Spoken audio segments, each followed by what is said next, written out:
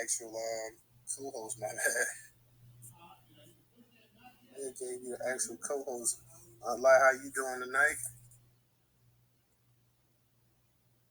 I'm good. How you doing? You know I had to be here for this one.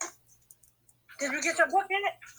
Did I get the book yet? Not yet. It should be coming in the second, I would assume. Yeah, it should be. It said it should be by Wednesday, but a lot of people already got there. Maybe because you're down there. Because everybody in Jersey got it. Okay, well, yeah. I look forward to when it comes and whatnot. Professor, let me go ahead and send you that invite to speak again. I keep sending it to you. I don't know if you may have to come in and come back out, but I'm sending it to you, so I don't know why it's not working right now. But you know how these Twitter spaces are. Right. So, how are you feeling about having your book out there now? My stomach is in knots. It's in knots. It's because it's about to go down. A reporter who does like criminal justice cases contacted me on Friday, literally when I had just landed in Atlanta, because she wanted to do an article about my nephew. So I'm excited and nervous about that, but she is in that space, like this is what she do. So it'll bring definitely more attention to it, and hopefully he gets the justice that he deserves. So it's it's exciting. It's exciting. We definitely want to see him get the justice, and we're gonna be talking about some of that tonight here and whatnot. Just some of the madness and craziness. Professor, I see you finally got on. That you was able to get on. Yeah, man. It's like it's been some connection issues here or something. I don't know. You know how Twitter is. Yes, Lord. I sometimes think they be doing this stuff on purpose, you know? Yes, sir. They do. Regal, how you doing? We're going to start in a second. I'm just trying to let a few more people filter in. Y'all go ahead and y'all tweet it out as well. I'm sending out DMs and tweeting and whatnot. So just trying to let a few more people kind of filter in before we actually go ahead and start. So we're going to go ahead and we're going to get a cognitive. How you doing? 1526, how you doing? We're going to go ahead and we're going to get this thing jumping in just a second, y'all. We're just trying to let a few more people head up in the spot and whatnot. And then we're going to go ahead and start. You see the police once again up the police games and whatnot. So I felt this was a good space to have, you know, how they do and whatnot. And the same ones are sitting up there talking about they need more funding and whatnot. Funding for what? Funding for what? So you can go ahead and you can throw more innocent people in jail and ruin more people's lives and whatnot. You got more than enough funding right now to go ahead and do what you've been doing for the past couple hundred years, man. So you don't need no more taxpayer dollars to go ahead and put your slave patrols out there to do what they've been doing. So, I know Biden, no matter who it is. I see my girl Tony, she just got up in the spot as well, too. So let me give her a shout out. Let me give Miss Tony a shout out. I'm always glad to see her up in the spot. Like I tell you, we just letting a few more people, y'all, filter in before we go ahead and actually kick this thing off.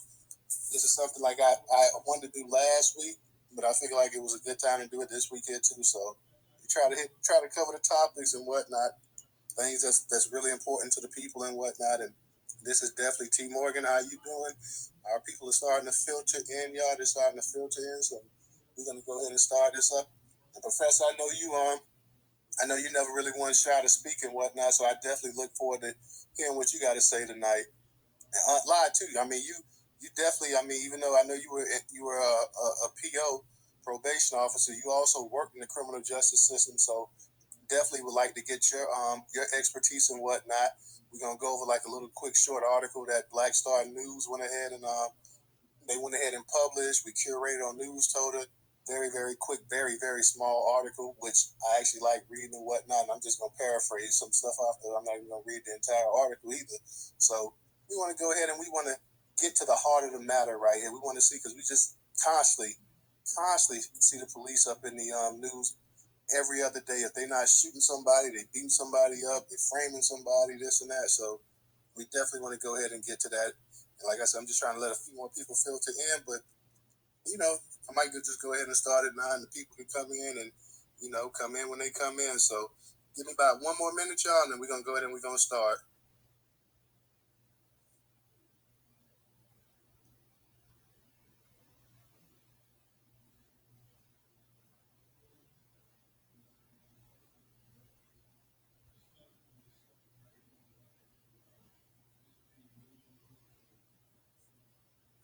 Alrighty. We're gonna go ahead and we're gonna get this thing rolling. We're gonna go ahead and get it rolling. I want to go ahead and just touch up on this subject right here. Like I say, this made major news and felt that it definitely was newsworthy. It says a Brooklyn DA dismisses 378 convictions that relied on 13 officers later convicted of misconduct. Okay, District Attorney Gonzalez said these former police officers were found to have committed serious misconduct that directly relates to their official job duties, calling into question the integrity of every arrest they have made.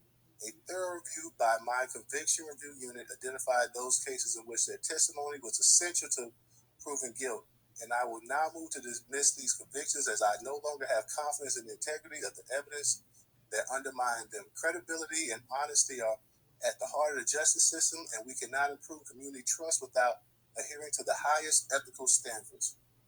The District Attorney's Office will be asking Brooklyn Supreme Court Justice Matthew Dimmick to begin dismissing the felony convictions. The process of dismissing the misdemeanor convictions will begin in a Brooklyn court later this month. The dismissals will be made to that states to the prosecutors have not identified any information or evidence that's indicative of innocence or fabricated evidence that probable cause existed for defendant's arrest, but that nonetheless, in the interest of justice, which includes enhancing community trust in the criminal justice system and proper preservation and prioritization of limited prosecutorial and judicial resources.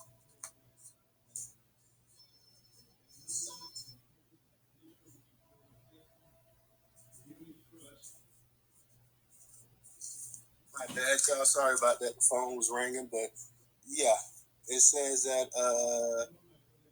but that nonetheless, in the interest of judicial, which includes enhancing.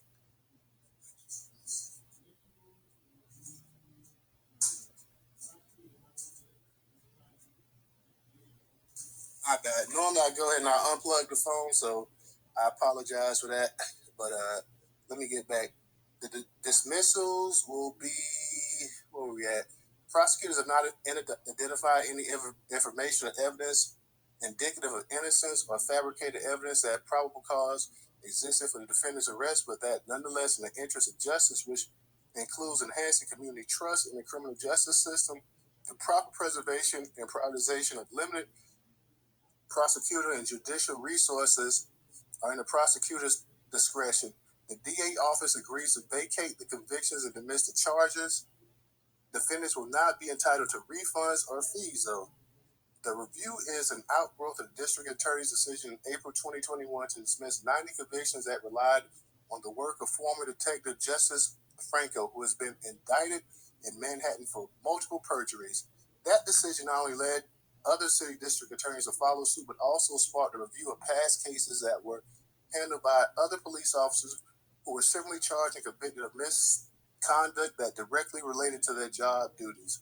A total of 13 officers were identified in 378 cases, 47 felonies, and 331 misdemeanors that resulted in a guilty plea for a trial conviction will now be dismissed. The vast majority of these cases are misdemeanor possessions of controlled substance and other drug offenses, with the second largest category. Let me go ahead and let my man, let me go ahead and let DJ come on up here and co-host real quick. Sorry about that once again, y'all. The vast majority of these cases are misdemeanor possessions of controlled substance and other drug offenses, with the second largest category being vehicular and traffic law violations. They originated from the arrests that took place back in 1997 through 2017, and no one is currently incarcerated as a result of these convictions. About half the arrests, 191, were made by 4 officers who were implicated in the Brooklyn South narcotics corruption scandal in the late 2010s. Another 78 were made by 2 narcotic officers who pleaded guilty in 2019 for receiving a bribe in the form of sexual acts from a detainee. Most of the other officers were convicted of various crimes in other boroughs or in federal courts. Okay, so they got 13 cops that did all of this dirt for 378 arrests and whatnot. And about what they say, half of them, 191, were made by 4 officers alone. So you see up there in New York, the actual type of criminal justice system that's really working for our people up there. It's a wonder that the NYPD is considered one of the most corrupt police forces there is in the entire world. So, Professor, him and LAPD. Oh, go ahead. No, I was just gonna say NYPD and LAPD are considered the top two because they also are the largest cities with the largest police forces. So that would make sense. NYPD and LAPD are the two most corrupt police forces. Yeah, and here's the thing: this is in New York, and this is 378, and this isn't the actual vast majority of these people that probably actually got away with this. So, yeah, this is something else right here. DJ, what's going on? Ain't nothing getting into the money. That's it. What's good, black people? Reparations up, man. The Giants won yesterday. That's the whole thing. But yeah, as far as the topic of the room tonight, like I said, I'm over here in the Northeast, Jersey. They've been making false arrests for as long as I can remember, 42 years. I never forget one day. This is back when Nintendo first came out. We talking back in 85, 86, yo. I begged my mother to buy me one of those. The day I got it, the police kicked my door in, chasing my sister and the neighborhood kids, saying that they were selling drugs. Now, keep in mind, nowadays, my sister is a certified CPA, got her own businesses out. A lot of them kids that's from the neighborhood got their own families, houses, stuff like that. They wasn't no bad kids, but, letting these white folks run the neighborhood, they wound up accusing my sister and a whole bunch of other little kids from the hood selling drugs. They got drugs on them. And the reason why they kicked in the door is because my sister and her friends, they ran. So when my sister ran home, ran upstairs, they wound up kicking my door in, bro. Police ran upstairs and shit in my apartment with guns drawn. Real shit, bro. So that ain't nothing new. And as far as like the stop and frisk thing, so basically you had New York police officers targeting New Jersey Muslims. Muslims that go across the Hudson to New York for whatever the reason, going to different mosques, temple, synagogue, churches or whatever, doing whatever type of work they're doing, working in New York but live in New Jersey. They was stopping and frisking anybody that was wearing a hijab or any type of Muslim garments. And yeah, that became a big thing. And to the point, the NOI over here in New Jersey sued the NYPD and New York, pretty much the state of New York. They sued. But go ahead, though, man. Oh yeah, that's good information, man. And we know, like I said, these are right here, and these people not going to get any money back in terms of it, like any fines or fees that they had to pay, even though all of this is being dismissed. They're saying that that money's not going to come back to you. So pretty much just be happy that that the cases was dismissed and whatnot, but don't expect any refund of your money that we done took. So that, to me, that's criminal in itself here too. Now you done charged me, you done put me up, you done locked me up, you done did whatever you had to do.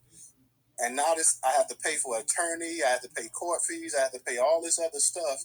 And you know that it was BS, but you're going to go ahead and you're going to still take my money and not even return it to me, not even give it back to me. You're telling me that, hey, basically be happy, that these police officers that we know were dirty or whatnot and crooked, just be happy that we caught them with their hand in the cookie jar. So you got one cop, you had a couple of them that was actually making people have sex, that had detainees and whatnot, making people have sex with them and this and that, and all kind of. I mean, you could just imagine, like I say, the actual entire crooked corruption that just goes on, not just in these major, because I know we always talk about the NYPD and when we think about Chicago and LA, but what about some of these small hick towns and whatnot, where these people almost looked at as a god or whatnot, and they can pretty much get away and do whatever they want to do. Shout out to Ray. I see Ray up in the spot. My army, Cyber. Shout out to all y'all that's coming up in the spot. For those that's in there, go ahead and please tweet out the link. And if you want to speak, go ahead and raise your hand and whatnot. And you was saying, DJ, that they were targeting Muslims up there in New York as well too. Yeah, this is everything because of post 9/11. The so-called alleged, I still gotta say alleged, because this is the white man's work at the end of the day of 9/11. That just passed. Rest in peace to the 3,000 plus people that lost their life. So since post 9/11, the American government, for the most part, have been targeting Muslims of all walks of life. White Muslims, black Muslims, Arab Muslims, Spanish Muslims. They targeting everybody, and no more so than the black Muslim that was living out here in North, for whatever the reason. Also, another thing is, too, that, like again, I said, the supposed alleged Sheikh mastermind behind 9/11, he was living right here in Maplewood, New Jersey, only a couple of blocks from my house, bro. Real talk. A lot of Bin Laden's family was right here in the tri-state area the day that shit went down, yo. No lie on that one. So, you know, a lot of other like Arabic type, Muslim, Saudi Arabia type families or whatever the case be, they was also living here that had connections to Bin Laden. See that? But that feds and the government, they took them up out of here and put their ass on a plane and flew them up out of the country before anybody, you know, regular American citizen, specifically the January 6th type, you feel what I'm saying, could get their hands on them. Because you know they would have slaughtered them jokers. You know, jokers don't lost their families. You feel what I'm saying? You're talking over 3,000 innocent people gone. In a blink of an eye, bro. And then it was a domestic terroristic, an international terroristic threats. So at the end of the day, you know, you can say all this war in Iraq and Afghanistan, you know, what the fuck did that shit kick back? Can't get these people back that lost their family members. They can't get their lives back. So we just spent 20 years over in the South, the Middle East, aka North Africa, fighting a war that ain't got nothing to do with nothing. You know what I'm saying? What the hell did the United States get out of it other than spending over $20 trillion on a war that was never won? But I yield this. That's true, man. And you see, even to a lesser degree, and I know Ray mentioned it the other day, but you see, even the FBI, and I know this is a little bit different, but you had the FBI that had all kind of surveillance tape and whatnot on Aretha Franklin and whatnot. So, like I say, just a common black people, we have to go through this stuff right here. We have to be targeted and everything else. But you got people that are stars and celebrities and this and that didn't do anything, that was simply trying to get things done for their people, and they're being targeted, and they're being what's the word? Jesus, what is the word? That racially profiled and everything else. They're being surveilled, aka surveillance. Yeah. Yeah, that's crazy, man. And you see, like every day we posting stuff up there. We talking about. You had the other day, you had somebody suing because the police let the damn canine almost chew a person's face off and whatnot, man. Yo, that right there, them police officers, they need to get the shit beat out of them, yo, because they do that shit on purpose. So let me tell you about the canines, aka the so-called best man's friend, right? Back in the day, we used to do this little, what we call a color test, right? We'll have our friends walk past the canine unit, because they used to be on the corner every day. Or a dog won't even bark at them. As soon as one of the niggas walk past, damn, for real? Excuse me. So you got this joker trained by color. See what I'm saying? Not just trained to sniff drugs and guns and all this other stuff. You know what I mean? You got them trained by color sight. And ain't a dog supposed to be colorblind? So I guess that shit ain't that much true. You feel me? Hey, what is Mayor Adams? Because I know he was NYPD. What is Letitia James? She's Attorney General, I believe, in New York. I haven't heard them say anything about this yet. So I like to know exactly what's their opinion. Because I know at one time you had Adams. Wasn't Adams talking about possibly bringing back the stop and frisk up there in New York as well too? Yeah, yes, he was. Eric Adams talking about. Yeah, Eric Adams is a tether, and he's a former cop. So at the end of the day, they don't care about no black American Negroes. They do what the white man's tell them to do. You feel me? Professor, I know you were saying something. I'm sorry, Toto, but no, I was just going to say, man, what DJ just said is very true. This man is all about the NYPD. He's a big supporter of that shit up there. And but the NYPD has been a shit show for a long time. And I don't see how any black American could stand behind them. What's the other brother name? Alvin, Jesus, I can't think of his name. Alvin, I cannot remember. Another black guy that's up in power up there. Ray, go ahead and unmute your mic, and maybe I can think about it.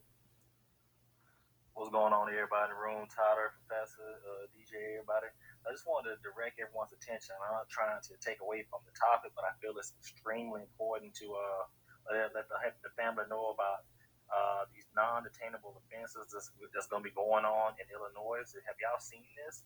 That was what's going to be starting in January 2023 with people that have committed aggravated batteries, DUIs, fleeing, arson, burglary, drug-induced homicide, intimidation, kidnapping, robbery, second-degree murder, and threatening public officials under the new law will be charged with the crimes listed.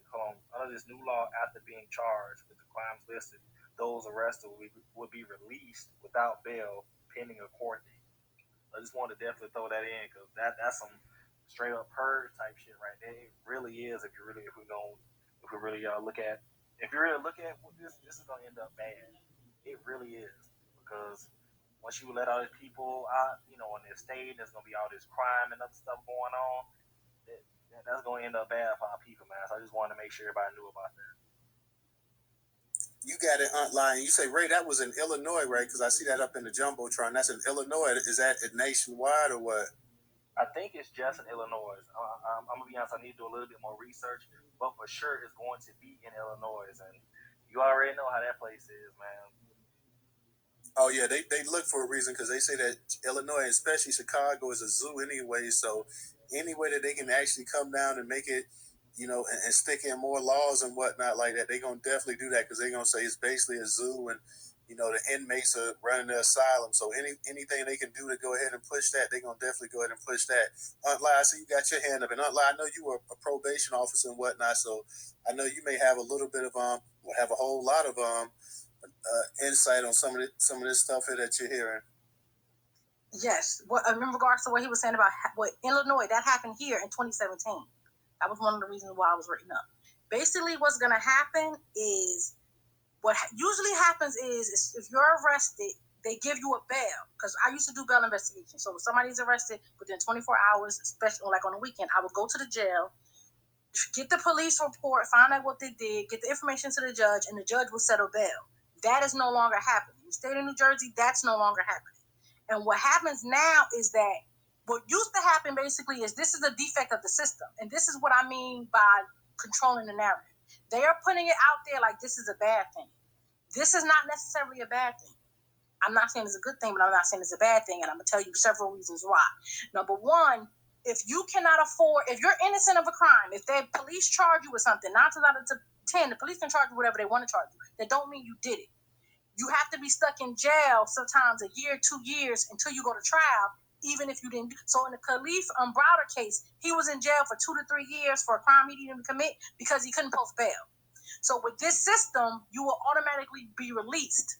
Now, in the state of New Jersey, they give you the ankle monitor because that's also what I did. They hired staff for that, and they will watch you. So depending on the level, it would be basically an evaluation to see if your criminal history, where you live, if you have a job, if you're in school, and you would just have to report. If you have to report on a weekly basis, bi-weekly basis, monthly basis, depending on your individual status. Because again, just because you're accused of a crime doesn't mean you're guilty of a crime, whatever the charges may be. So them not being given a bail is not necessarily a bad thing. Remember, Khalif Browder was in prison for 3 years because he couldn't afford bail for something he didn't do, for a book bag. And that's basically what this is eliminating. But they're putting the narrative out there like it's a purge. No, because the police we already know that they charge people for crimes they don't even commit anyway. Now, based on the crime and based on the level of the charge, a bail will be given and the person won't be released. That's why I'm saying they're making it seem like, oh, nobody's getting this book. No, it don't work that way. Depending on the judge can say that person gets a bail.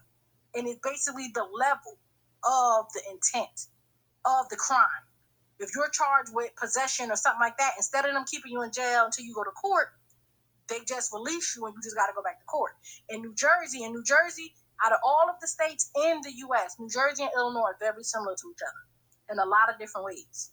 And I believe they'll probably it's called pre-trial services, because it's pre-trial, before your trial, the services that you get monitored. It's basically like They'll pay people to watch you and supervision-wise and things of that nature. So it's not necessarily a bad thing. It's not necessarily a purge. It's the fact that when a police pull you over and they say you did something, you don't have to stay incarcerated for a year until your case go to trial. And another thing with these charges, we got to understand that I don't want to seem like I'm biased because the situation I'm in, the police they charged my nephew with second-degree robbery. It was no robbery. Even in the police report, there was no robbery. He never tried to take anything. But yet they still charged him with second-degree robbery and second-degree assault because somebody tried to hit him. The police has a thing where, I don't know if you remember back in a lot of times people was getting away with crimes. And you was like, yo, how does this person do this crime if they didn't? So what they start doing is charging you with excessive amount of charges. For example, one possession charge, you have marijuana on you. You could be charged with possession of marijuana, possession of marijuana with intent, because if you have a certain amount, that means you were trying to sell it.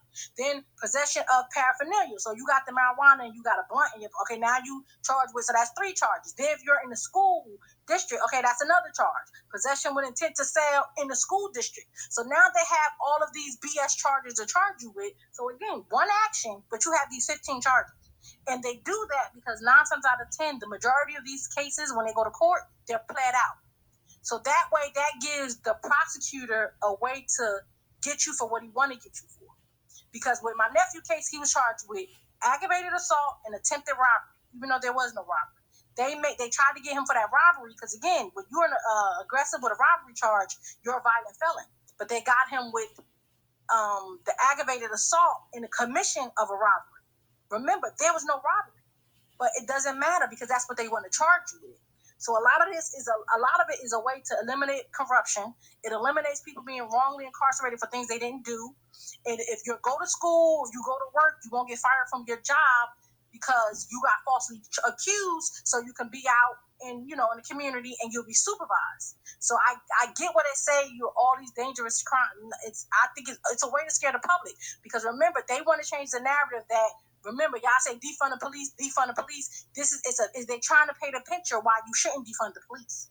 So they're trying to say, oh, now we let all these violent. It ain't gonna go like that. White people not gonna let people out anyway. They kill you if you don't even do anything. So now you think they're gonna let the hardened criminals know. It's a scare tactic because the election is coming up, and then the hard on crime. Remember. Democrats are not hard on crime. Republicans are the so-called law and order. This is a way to get the narrative switched because they see in the election polls how the Democrats are winning and a lot of Republicans are losing. So what do? They change the narrative to something to scare white folks to thinking, oh, these Negroes is going to come out. That is what this is. That is exactly what this is. And I wouldn't be concerned with it at all. But just understand where this narrative is coming from. You look at the polls and like Sarah Palin lost and all these Republicans who owns the media? The Republicans own it, the Democrats don't own it. They want to paint this narrative that there's this crime. Remember, defund the police and all these other narratives. So just keep in mind, I'm since 2017 in New Jersey they did it. I was written up over this exact same thing. It's not what people think it is. In regards to the corruption case, I believe it was more there, and they decided to stop at these cases. And also, we need to look to see if when they say, okay, we dismiss this case, we'll dismiss it if y'all don't sue, because you can sue them. Literally ineffective of counsel, public corruption. They can literally sue them civilly for being wrongfully incarcerated. But I don't know if that's the deal they made. Okay, if we dismiss these cases, but y'all don't sue, because you can't tell me that I can't get my money back because that's a violation of our civil rights. So, I mean, it'll be interesting to see. But we all know that the police overcharge people especially black people. They overcharge you because they know no one's going to fight them. No one is going to, the public defender is not going to really advocate for their client. Private attorneys, if you can't afford one, you just get what you get. That's why these convictions were allowed to happen. I'll end my plane. We're going to go Ray, and then we're going to go Professor.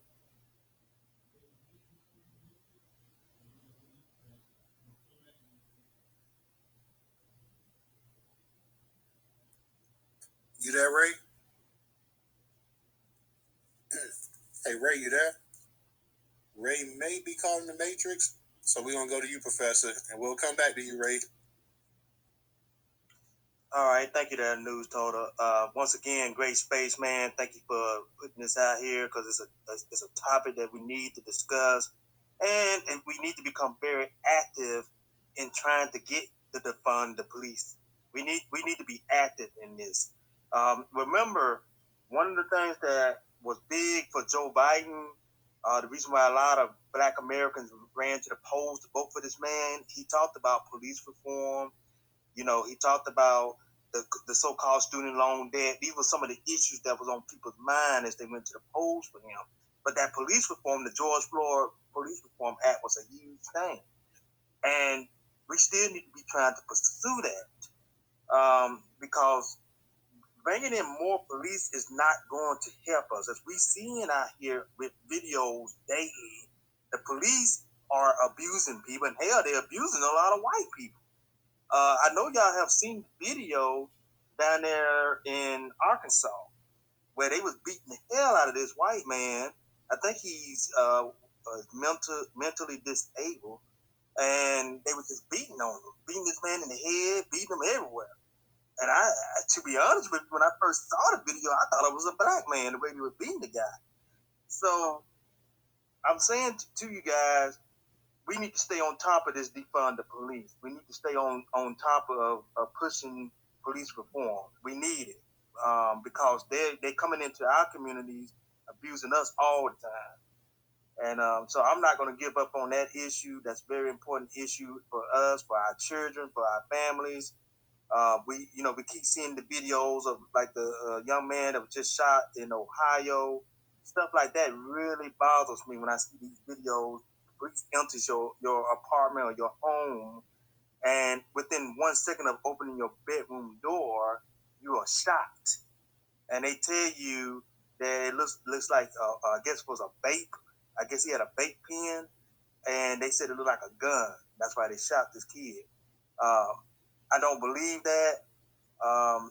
We see more and more videos of where they bring in white defendants who have shot the police. As a matter of fact, over in Georgia, you got two young white males who just shot two deputies over there. And those guys came in safely. They brought them in safely. They don't tend to do that for us. So we need to be really actively trying to get this police reform and get them to defund the police. I land my plane there.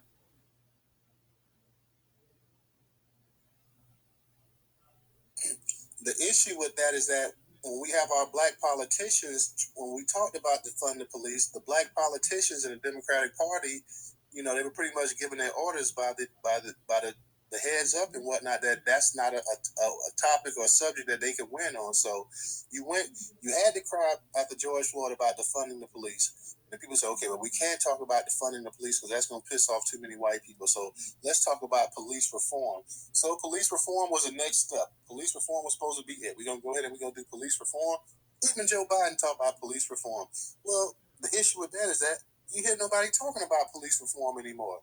The only reform they want to do is they want to talk about, we're going to give additional training and we're going to pump billions more into the actual system that's failing us. So there is no real police reform. Judge Sarah, I'll go ahead and let you go. Go ahead and unmute your mic. Hi, you guys hear me? Yeah, we can hear you. You guys, I'm sorry, I'm working, I'm traveling. I want to speak to a couple of things. Try to get an area where I can talk. Okay, so you guys spoke about changes in the law, and she talked about how people are going to be charged, and what it amounts to is the discretion is given to the judge. Okay, so, and as a people, we keep talking about we want tangible, but we're not pursuing the proper tangibles. The police is the head. The judge is the police is the tail. The judge is the head. We keep going for the wrong people. Police treat us and abuse us because they know they can. At the end of the day, they go before the judge, and the judge is responsible. What she was just saying about the changes in laws, it's probably multiple reasons why they did that. They're probably spending too much money on prison or jails or whatever, so they're trying to alleviate the violence count. But when it comes to us, it's the game change. So what this leads us to is discretion by the judge. And this is the thing I want to say to you guys, and I'm trying to sound the alarm and show you how we finally get liberation, is that we have to see the judges. The judges are the ones who are making the laws or determining what happens to us at the end of the day. And one of the things that we have to, okay, so I do content. I am documenting content that Black people are not treated equally. I keep saying this to you guys. The biggest issue is that they treat us differently under the 14th Amendment. It's a constitutional violation. So what we know in this country, there's a prevailing white supremacist collective conscience. Okay? When you talk about reparations, the whole reparations investigation is detailing how we have been victimized by the government. The primary issue is the government, and that's because unconsciously spoken, unspoken, we are secondary in this.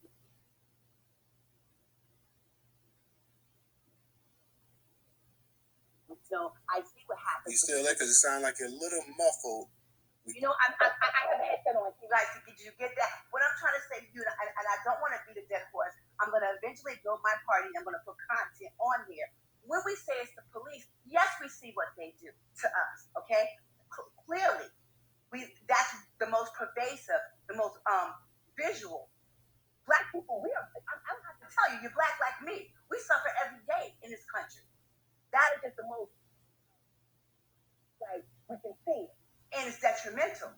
But it's done because we're not free and we're not equal. And those who make the decisions in this country are susceptible to being biased against us. That's why we need protection. There shouldn't be words like reasonable, suspicious when it pertains to Black people and things of that nature. What the young lady said was, then you immediately go home, but depending on the charges, right?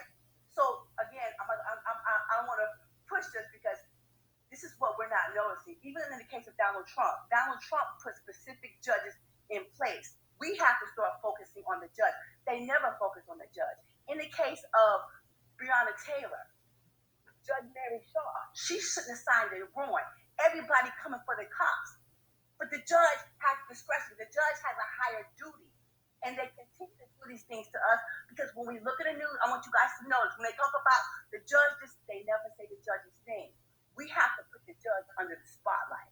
I can keep going, Trayvon Martin. Every case I can tell you, it's the judge. It's always the judge.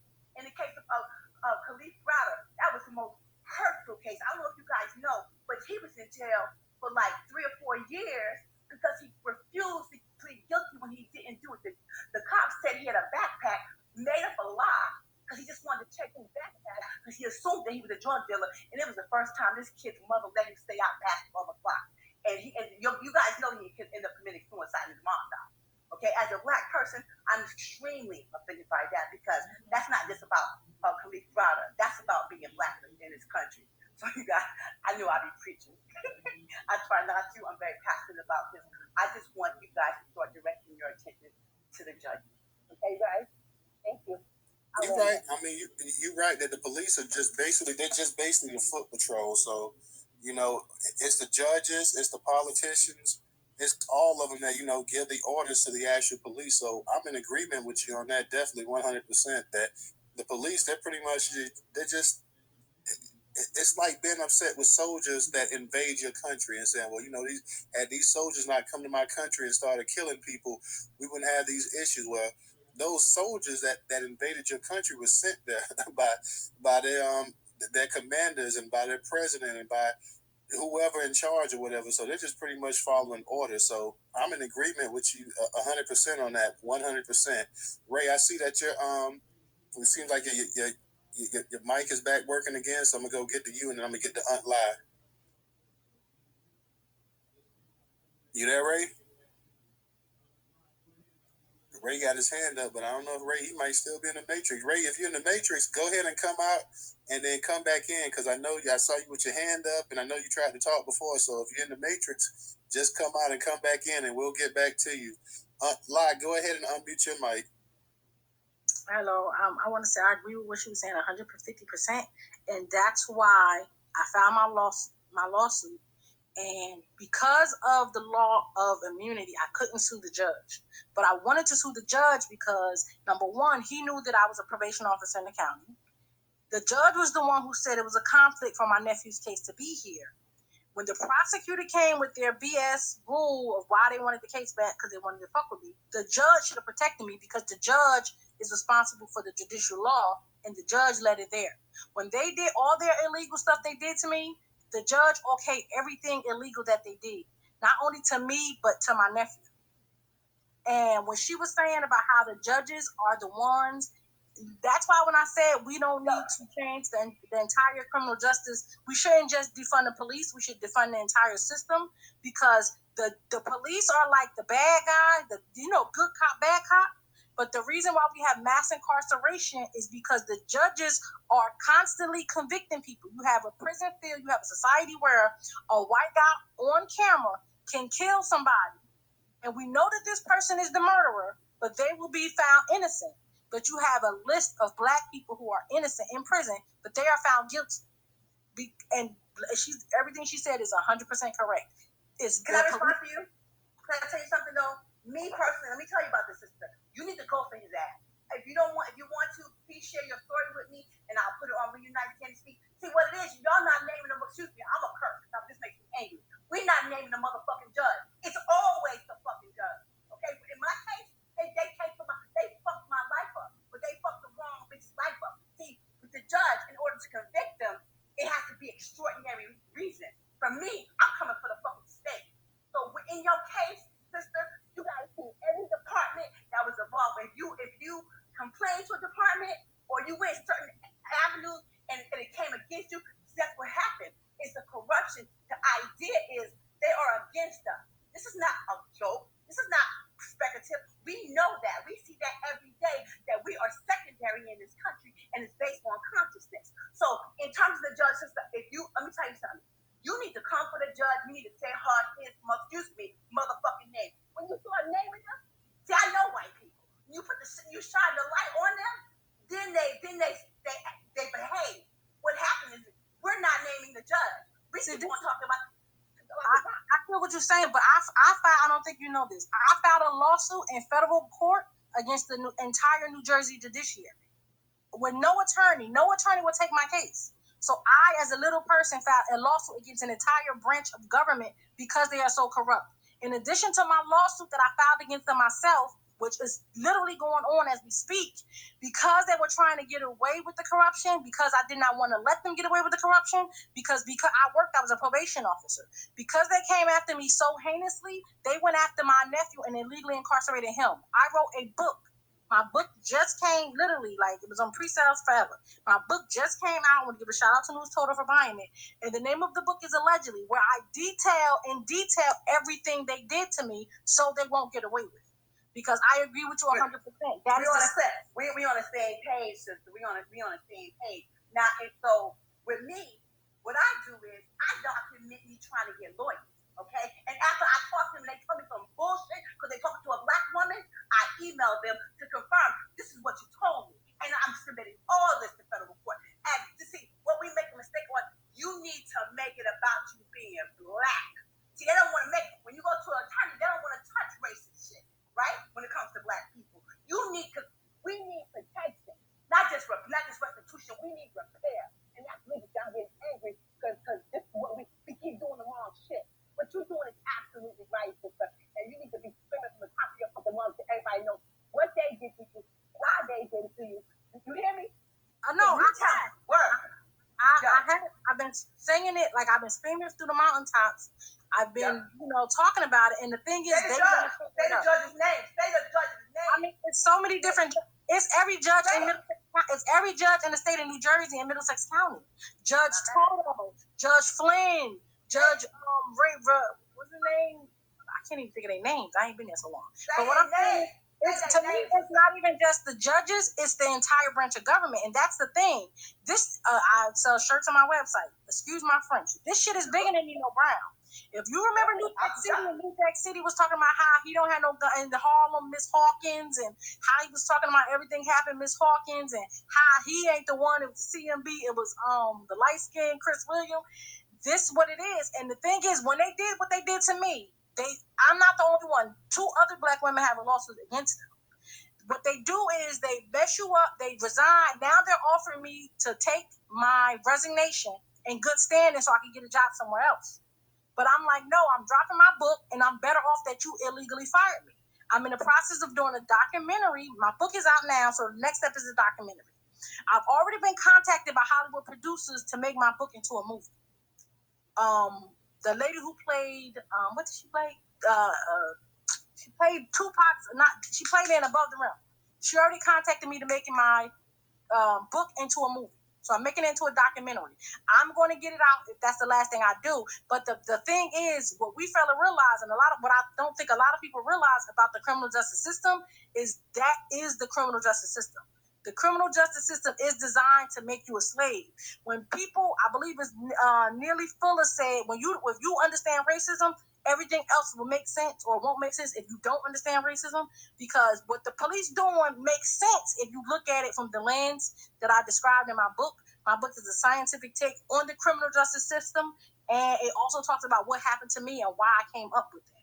Because I was told, like everybody else was told, if you want to make a change in the system, if you want to make a difference, become a probation officer, police officer, correction officer, judge, or sheriff, and that's how you change the system. You change the system from within. That is bullcrap. Because as soon as you are a black person and you change the system, they target you. A black person's role in the criminal justice system is to support white supremacy. And if you don't support white supremacy and you report how they're racist and how they do whatever discriminatory tactics that they do, they will target you. And when they target me, so I was so good and so meticulous with my writing and how I got everything detailed and, dotted my I's and crossed my T's, they came after my nephew. And my nephew, because of his mental health, he has the mental capacity of a 13. When he don't take his medication, he has hallucinations. His diagnosis is serious. They took advantage and forced him to sign a piece of paper when he wasn't on his medication. They knew all these things and they still did it, and that's fine. But they're gonna now they want to shut me up. Like, okay, it's time to talk a settlement. Why would I? Why? You have a pending case. You're not supposed to talk about it because it's pending. I don't benefit from not talking about what you did to me. Only person benefit from me being quiet about your abuse and your alleged corruption is you, because I'm putting you on blast. That's why I wrote the book. I don't ever want you to think or them to think that what they did to me is okay. And because, again, my family is very concerned for my safety. A lot of people are very concerned for my safety because I'm suing an entire branch of government. But I'm from Brick City. I used to duck bullets as a kid. Don't start nothing, won't be nothing. I ain't a killer, but don't push me. I have nothing to fear but fear itself. I'm not tough or nothing like that. I just know that I have a bigger purpose. And no weapon formed against me shall prosper. Hey, Aunt Lot, we're going to get back to you because Ray got his hand up. So we're going to because he's having some connection issues. So let's let Ray come in here and then you guys can go back and have a dialogue. And anybody else that wants to speak can also raise their hand. Ray, are you there? Yeah, man, I've been having some real connection issues. My family, I'm going to let y'all know, so I have iPhone, right? I just upgraded to, the iOS 16. They just put that new update out for Apple, and ever since then, I've just been having hella connection issues. But I ain't gonna lie, I've kind of gotten sidetracked with the conversation because, I've been trying to get back in. And I was just going to say, since we're talking about crime and stuff, did anyone see that the brother PNB Rocky just got killed in, I believe it's LA, at a Roscoe's Chicken and Waffle, just sitting there with his family. And I guess his girlfriend might have tagged where they were at. Some robbers came in and shot him, man. So make sure if y'all out and about, man, y'all don't post about where you're at until after you're gone, because now his brother's gone. If he, he made that song back in, I think, the 2017. Every day we live, you can't tell me shit. That song.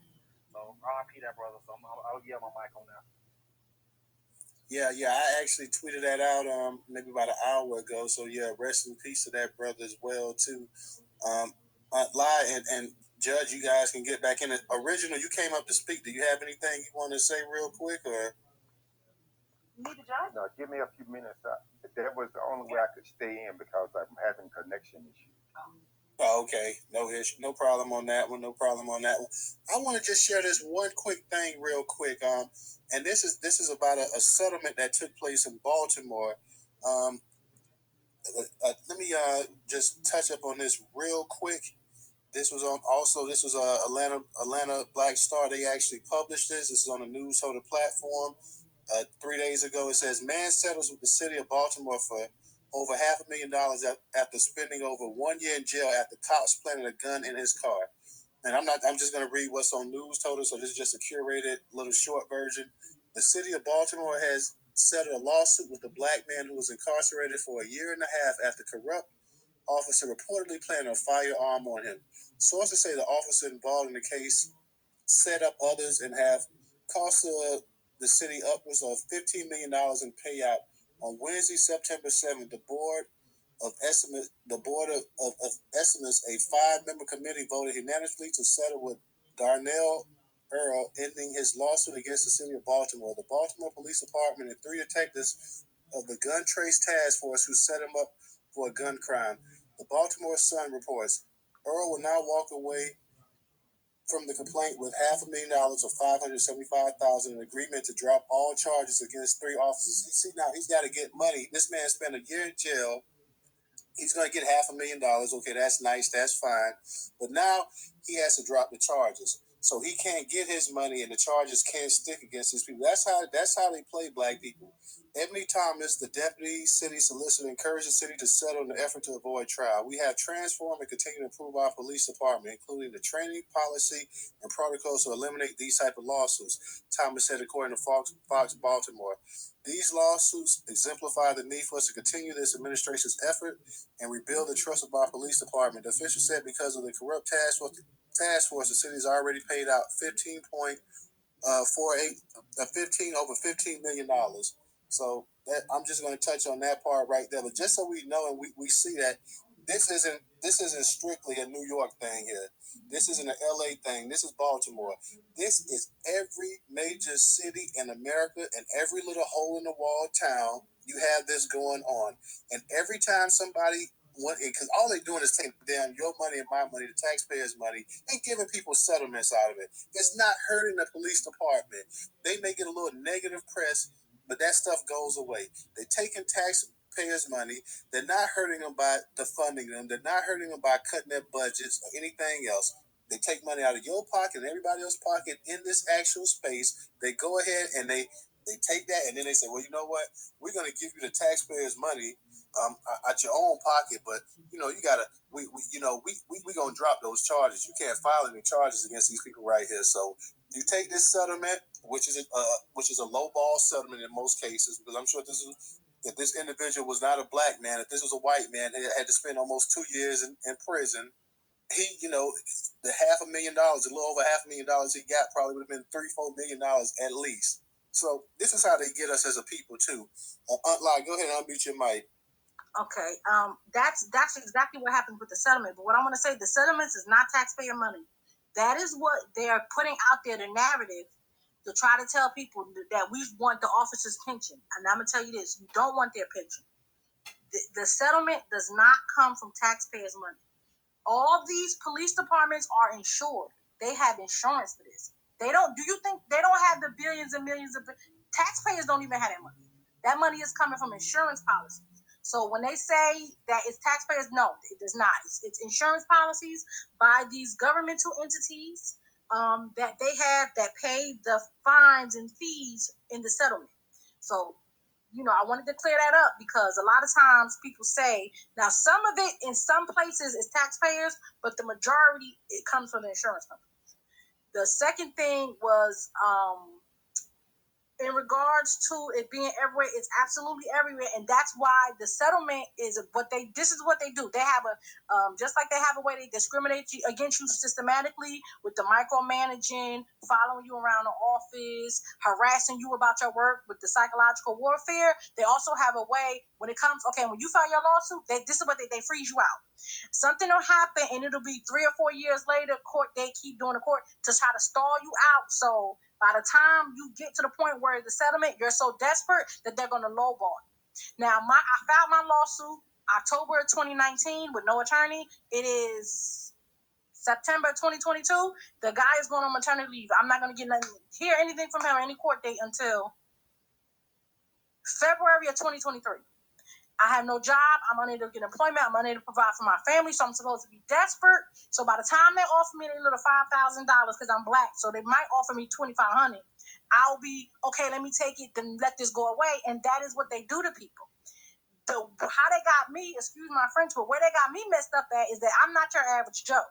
I started my own business. I started a couple of businesses, and then I decided to write a book because when you take the settlement now, the thing about the settlement is, say if we go to trial, I don't mind going about the trial. I want all the smoke.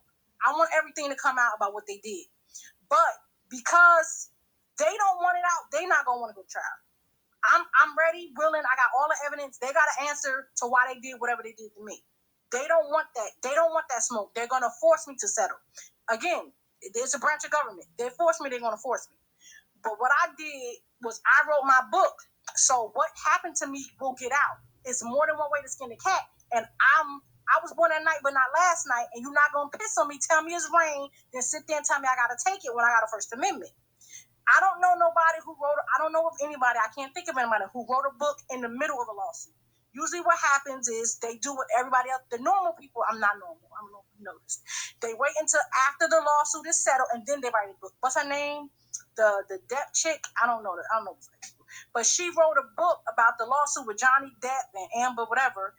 And her lawsuit is over with. I am writing mine in the middle. I just got an email today about a court date. Why? Because I want all the smoke.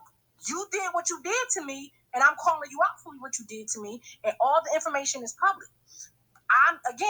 For me to be quiet about what they did to me doesn't benefit me. You violated my rights. Why should I be quiet so you can get away with it? That's what usually happens. The people who did it, in the next couple of books I'm going to do is I'm going to contact people who have discrimination issues, who wants to put their story out there, because we don't have any media. We don't have. That's why you don't understand how much I love you and I need you, and I thank God for you, because you and DJ, I think he's like my guardian angel, my brother. You guys share my story and talk about my story more than my family members. You give me a platform more than, like, I have family in 15 states. 4 of my family members bought my book, and 3 of them was my siblings, my mama, and my 2 siblings, and my cousin. That's it, and that's my family. So it's not, you don't have a platform out here. A lot of people are scared. When I say I'm going against the government, they look at me like they get scared, they get fearful. My next series of books is going to be people who are black people who are in law enforcement. The lady in Trent, she's filing a lawsuit. It's some other people in Maryland area. It's 10 black women filing a lawsuit. It's 2 police officers in another county in Jersey filing a lawsuit. And I'm going to get a book, and we're going to talk about all their different issues. And I'm going to put a platform for this to happen for not just black people in law enforcement, but if you're a black person and you were violated, because you have nowhere for them to really talk about the stuff that happened to you. So all these cases happen. That's why your platform is so important. I don't really think you understand your place in history for doing that. A lot of people are scared of the fact of really coming forth with these issues. And you don't understand how much I thank you for that, because even when I feel I'm in despair and there's nothing for me to do, and I do get hopeless, I get a little bit of hope, because I'm not going to shut up. I don't know if y'all know this. I don't like giving up the mic, but I'm going to continue to talk about what happened to me until I'm no longer here to talk about it. But even when I'm not, there will be a book detailing everything that happened to me. And that is what I can do. Again, it's an entire branch of government. I'm one person. But I'm letting them know what they did to me is not okay. And not only is it not okay, everybody is going to know about it. So, I mean, it's very telling. But a lot of it is nobody having a voice. I sent you a DM about a father. I can't remember his name, but he was in, I believe, Cleveland, Ohio, or Cincinnati, Ohio, and he just was murdered. And the police just took his body and froze it for 2 years and wouldn't even release him to his family. And I'm like, what the? But stuff like that happened because black people are not protected. We have nowhere where we can go. You know, back in the day, they had the black churches, they had the NAACP, they had the Southern Baptist Congregation, they had a whole bunch of other different organizations they made up, and they made their own voice. Now there's nowhere for you to go. All these organizations that are out here bought and sold, they don't want to tell our stories.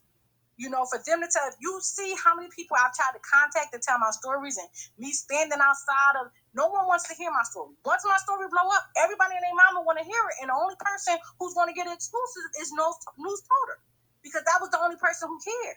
You know what I mean? Now I'm hot. You all on me. Back then you didn't want me. And that is what I'm seeing about the system. So it's the white supremacy of the media working with the criminal justice. It's not just the judge. It's not just the courts. It's not just the police. The media is in line with them because they don't tell the stories. Yesterday I was in Newark Airport and it was a security lockdown. We were in the airport for 2 hours and nobody could go anywhere. On September 11th, they wasn't telling us shit. So I'm tweeting out and I'm like, what's going on? So News 12 got my tweet. It was saying, well, can I use your videos? Because I was thinking, you know, videos and pictures. And I said, yes, but you could also do an article about the fact that I'm suing the New Jersey Judiciary in federal court. How about that? You know what I mean? Like, catch me outside. How about that? Like, doing news about that. They didn't want that. They didn't want to do news about that. But they wanted to do a news about, they pick and choose what they want to do.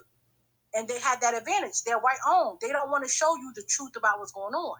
And that's the beauty of what Dr. King, when he did his nonviolent, a lot of people thinking, and they have twisted that to say, oh, we should be nonviolent. No, the fuck we shouldn't. Dr. King had people around him with a gun. He purposely did that for the media.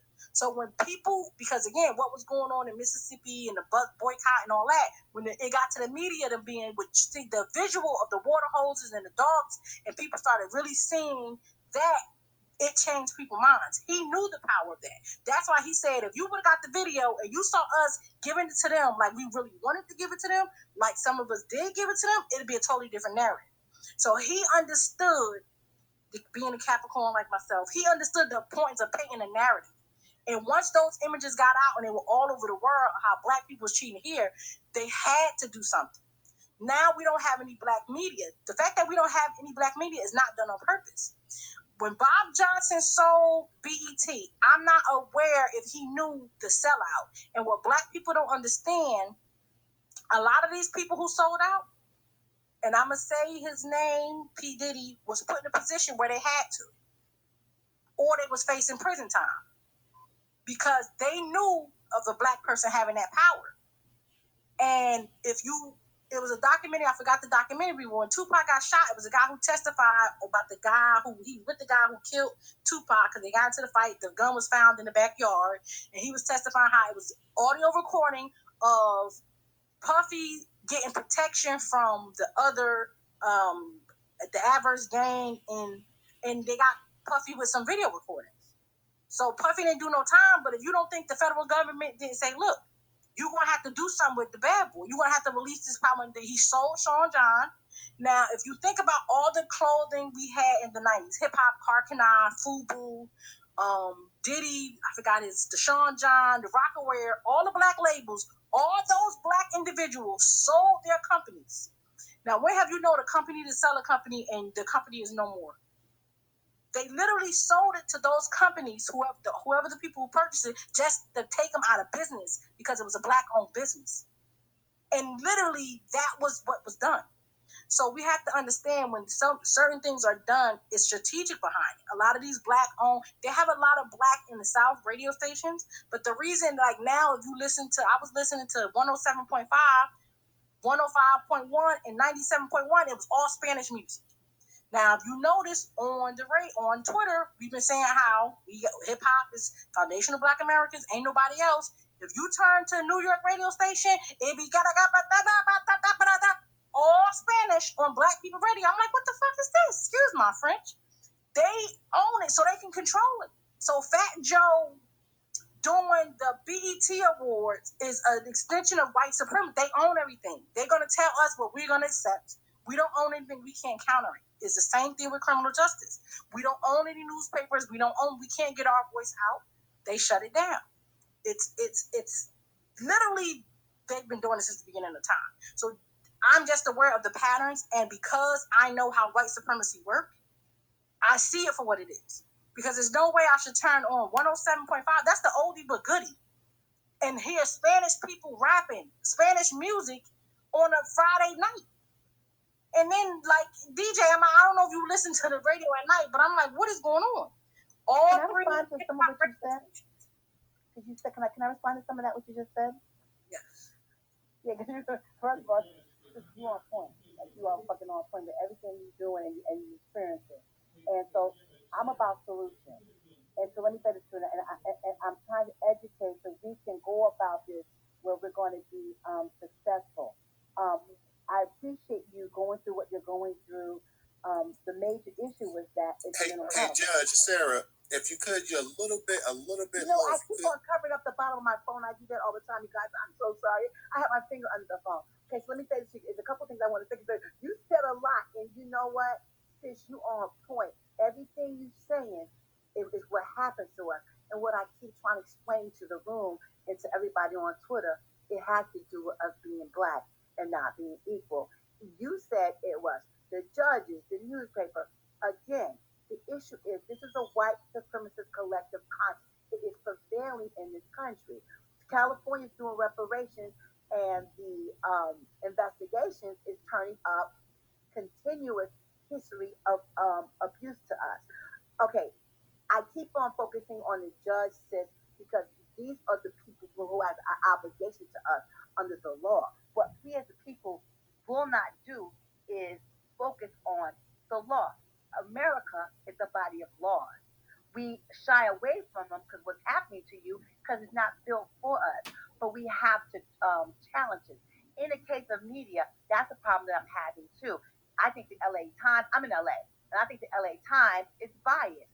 So okay, I'm leading up for something. I'm building the party. We are the people, the Black Party, and my community or organization is not going to be compromised. You're right. What happens is these companies get big and they get compromised and they don't put Black first. This is one of the most important things I want to say to you guys, and this is what's going to have to change is our consciousness and our values. I know sometimes, like what you've done, ma'am, you put your whole life on the line for Black people. And we have to have those values where we put us first. They continue. We want to point the finger, but one of the reasons why they do this to us, because they can. Since I know it's Black people complicit in the shit that happens to you, yay or nay. It's Black people who are complicit in it. Is that correct? Well, the white girl went to the managers and said that she was bullying and harassing me because she was mad that I got big boobs because I'm a 36 L, and she was mad that she only got nipples, and she said that I was bullying and harassing her. Why am I bullying and harassing her? Because you daydreaming about my twins. Like, what kind of mess? Yes, a sister, a Black girl. It was and you know what, sweetheart? I'm so sorry. And you guys, I can't express this enough. And I have a plan. I have a long-term plan. We got to change how we think about each other. They just murdered some little boy in LA, like he said.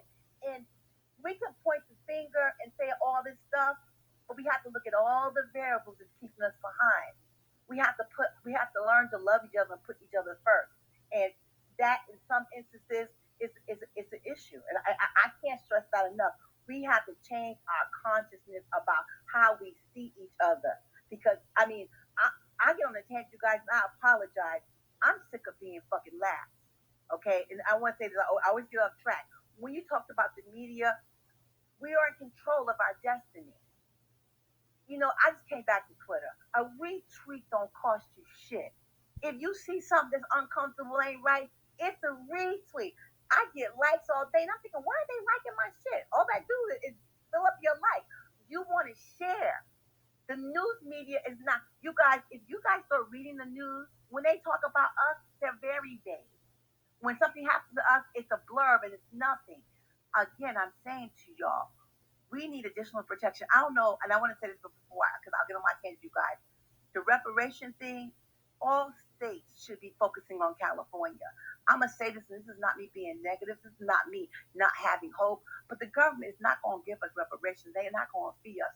The only way we're going to get what we do is as a people we sue this country. And that sounds very far-fetched. You know what? I'm a dreamer, and I always have been, and I'm a believer. I love Black people. And just like you said, sis, you're not stopping. You ain't going away until you get justice. And that's how we have to be. It can't be what happened to me.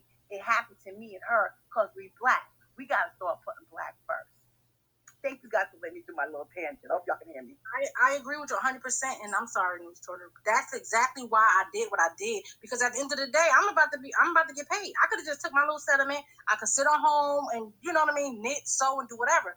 But this shit is bigger than Nino Brown. And it wasn't. If you do this to me, again, I have a bachelor's degree. I own my own home. I have 3 cars. I'm not saying I'm financially well off, but I was all right. If you do this to me and I did everything according to your plan, when you charge somebody with a crime, you don't have a chance. And at the end of the day, I had a badge, I had a title, I had a pension, I had all that good stuff. And they did it. They illegally suspended me because I had FMLA. FMLA, you can't suspend me. I'm out because a family member. You can't do anything about it. They decided to write me up anyway. Cool, I'll see you in court. They were used to doing that to black people because my girlfriend was there for 20 years. Every year they roll her up. And you know, like roll the dice. Whatever they wanted to write you up for, you black. You late one time, the white girl late, nothing happened to her. So I was like, oh, this is the system of abuse that y'all just doing to anybody. And I literally said to myself, and a lot of people ask me, am I scared all the time? I am not scared of them. I am more scared to let them get away with this shit.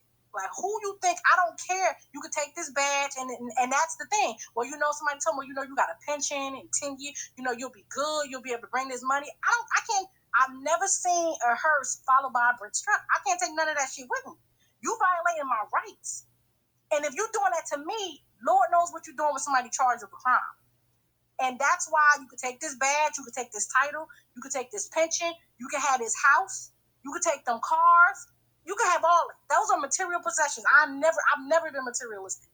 I don't own anything designer. It's bigger than Nino Brown to me. It's the principalities of this shit. And they got the right one. Other people be like, no, I'm living a certain lifestyle and, you know, I have a car payment. You can have that car payment. You want to get this degree, as a matter of fact, I got $100,000 to on. Let's switch. I'm working on my master's right now. Anytime you want to switch this up, because whatever you do, you're not violating my rights. Now, either I got these unalienable rights or I don't. And that's what they wasn't banking on. I'm telling you, if you see how this is the same county that Asana Shakur was arrested in. Asana Shakur right now has a $2 million bounty on her head since 1979 when she escaped because of what this county did. And the reason I believe, and I wrote my book and I say that shit to the day I die, that I was, as a black woman, when I got there, the reason why they treated me like this, because they was treating everybody around me like this, but they was just sitting and taking it, was because of what happened to Asana Shakur. And the state of New Jersey is embarrassed that she chilling in Cuba eating her rice and beans.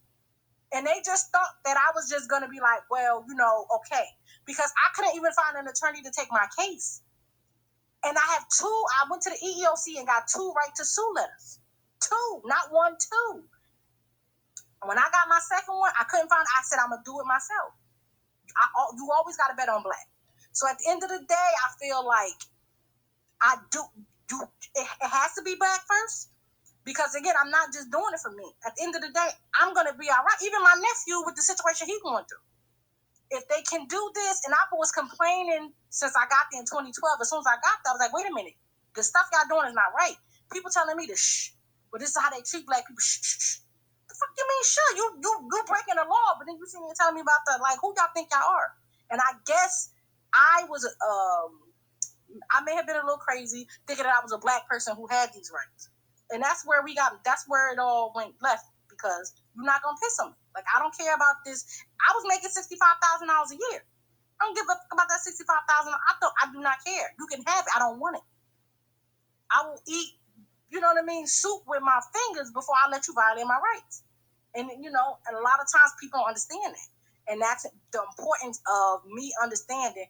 People may not like me. People may not agree with me. I may get a lot of hate. I don't care about none of this.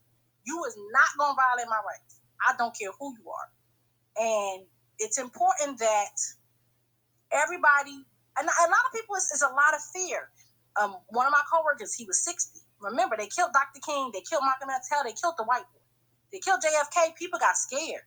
That's why really no leaders started coming up, and Jesse, you know, got in line and sold out, and a lot of these other leaders, and they were scared to go against the system.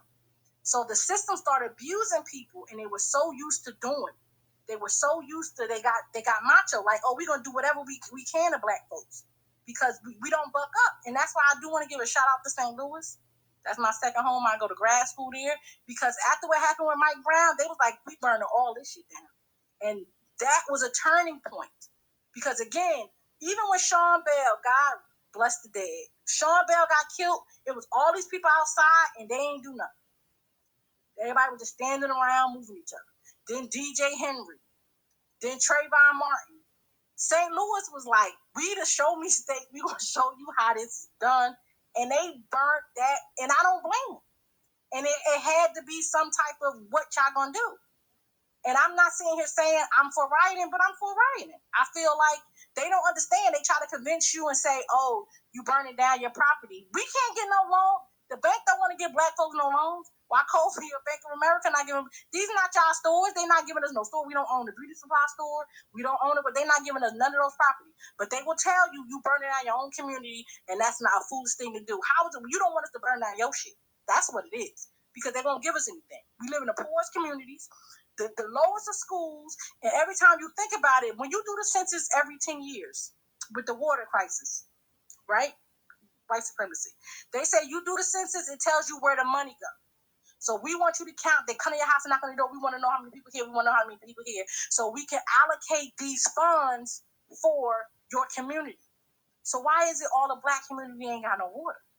Why is it as soon as the crisis happened in 2007, they start closing down in New Jersey, they start closing down hospitals in Newark and in inner cities. If you doing your count, this is where it's needed more than anywhere. You count your budget. The census is a joke. And this is what I tell black people, and I'll say this before and I'll say it again. Black people should not participate in the census. They want to know how many black people in this world so they know how many to kill. Because they're not protecting your rights in no way, shape, or form. They're not doing anything for you. They say, oh, it's for the schools. We got the same schools in the 70s. As a matter of fact, now they don't even want you to learn about history. They don't want you to learn about Emmett Till, but they want you to know who Anne Frank is. So what is it for? They close it down. They just closed down the hospital in Atlanta. They only got one trauma hospital in Atlanta. Again, they want you to count the census, and they want to say, they want to knock on your door. It's important that you count, but they're closing down your hospitals. But they're giving you guns. They're making sure y'all, you know how many babies got killed in St. Louis? After they passed this handgun law, anybody can have a handgun. You get a gun and you get a gun. How many babies been killing themselves in St. Louis? About 10 to 20 babies been killing themselves. One girl on a live shot herself and her cousin.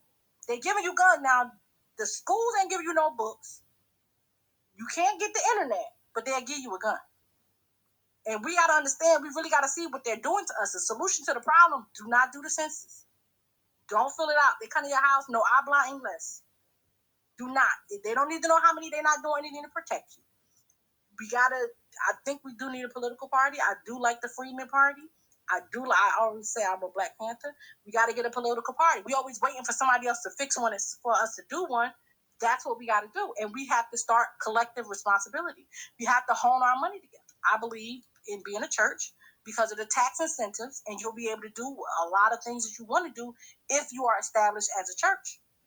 You get land, you don't have to pay property taxes on. If we donate to a cause and we want to say we want reparations or we want housing, if you pay your tithes 10% of your income to the church can use that money to get a grocery store, do a bank among ourselves, and there's certain tax incentives that you have if you're a church. That is the solution. Regardless if you don't believe in God or not, it could be the Church of Latter-day Tuesday.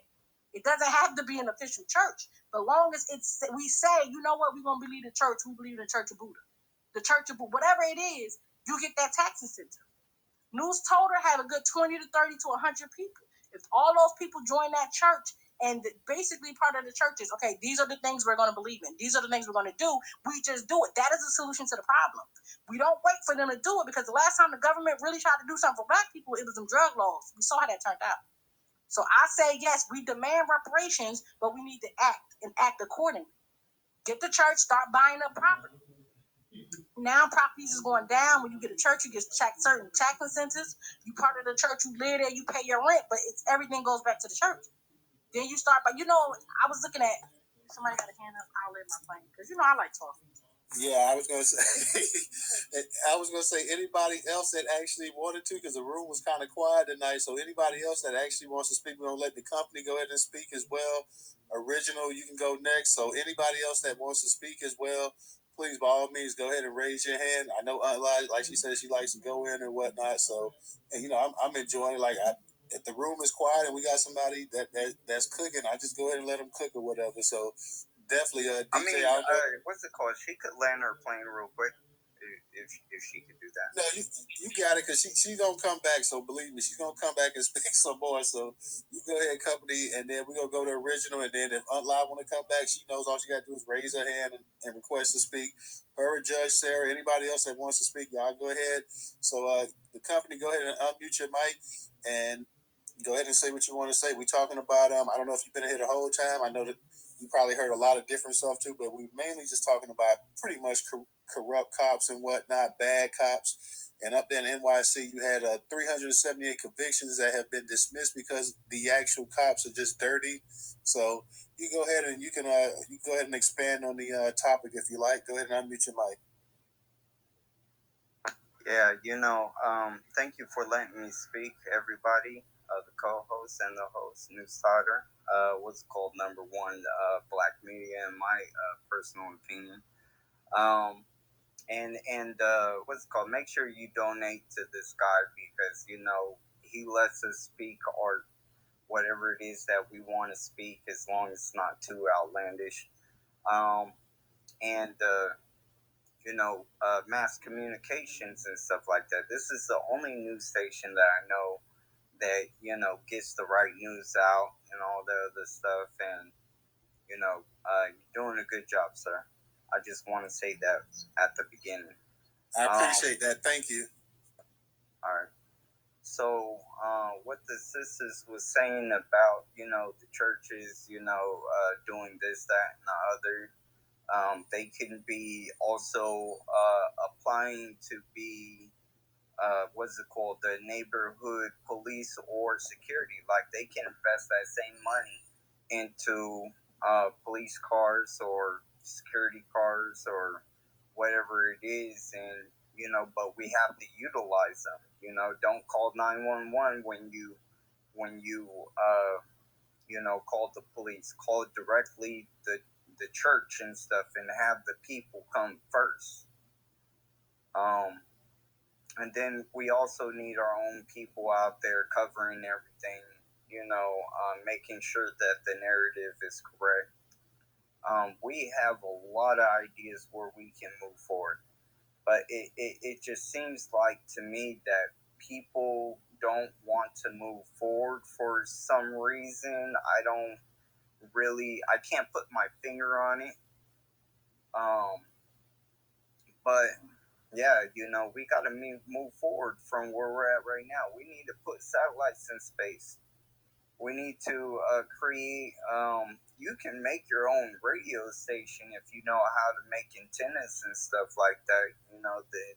The airwaves is free right now because everyone's on Wi-Fi. They're not on the radio waves and stuff like that. And I remember when they did this back in, I think, 1997. When they turned everything digital. So instead of using analog signals, everything would be through wires and connected and all the other stuff. It took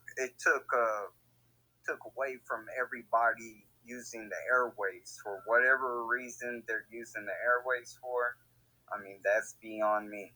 But you can still make antennas, and you can outpower other antennas and just say, hey, I'm sorry that you got bumped off the radio and stuff like that because of your poor technology, but we can create it, we can do it. We just have to do what's necessary, and it's ugly. It's very ugly. Just imagine trying to create a whole new internet just for us, a cellular service. Trying to build a spaceship that or put money together for other people to put our satellites in space.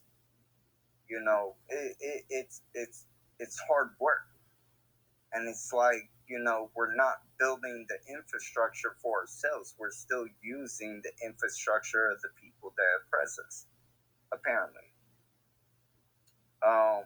So I mean, just send the people, whoever it is that, the smartest of our people, the people that we can trust, just send them our way, and we'll put them in the right positions to do whatever it is that is necessary. Some of us are ready to go. Not everyone is.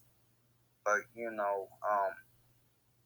we have to take very high measures to show these people that we're not playing around anymore. We're just not going to rely on these European institutions, even the money.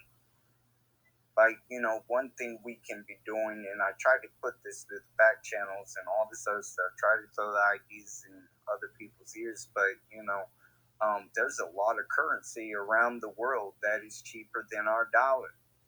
Instead of like putting your money into Bitcoin because they want you to put something into that doesn't really work unless you make your own blockchain, then it would work. But if you're using Ethereum, Bitcoin, or anything from these European institutions, it's not designed for you to get above it.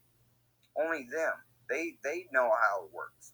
They know how the coding works. They know how the blockchain works. I'm not just going to say that we're just now figuring it out, because there's a lot of us that already knew about this. But then how to implement it was a different situation. We had to unite. We had to get our people together. But the company, hey brother, is it I know you're cooking, and I don't really like to interrupt anybody when they're cooking. But is there anything in particular, maybe that about the situation with the road cops or anything like that, you may want to go ahead and add into the actual conversation? I know we're talking about a lot of different things, communications and blockchain and what's it called? We just got to replace them and stuff like that. Even if we have to put our own cops out there that fight against other cops and stuff like that, so be it. Okay, no problem, brother. I appreciate you coming through as like always. I said, the churches anyone can apply to open up a police department. It's a business. It's not something that is from the state and stuff like that, more or less created by banks to protect their properties and their assets and everything. Those are the people that, pay the police. It comes straight from the bank. Very little of it comes from private people. You can hire a cop to be your security. You can say, hey, I need a few CHP officers over here at this event, but you have to pay them. They take money. Absolutely, brother. I appreciate that, definitely. And stick around for the topic and the conversation we're going to get back to. We're going to move around the room a little bit. Originally, I know you had your hand up for a little second, so go ahead, brother, and unmute your mic. You're a little bit muffled, like we hear a little bit of static in your phone. What about now? It's still static. I can hear you, but go ahead. Sorry, I'm having connection issues, like real bad. But yes, I was left with what I was saying. But what I want you to do is I tried to search for your book, but for some odd reason it's not coming up on the internet when I search. I did allegedly the book.com, and for some odd reason the site didn't come up. And so you can let me know if I have the right website. I appreciate it, because I want to purchase your book, and then I want to encourage others to purchase your book, because this is what we have to do as a people. When we have someone of outside caliber, we have to become a marketing rep for her, and make sure that as many people as possible know what she is going through, know that her book is out there for sale, know that her book, by selling her book, is going to help promote her family as well as other families that she can, pull into what she is doing. So I just wanted to say that. And what she said about these organizations not representing, black people.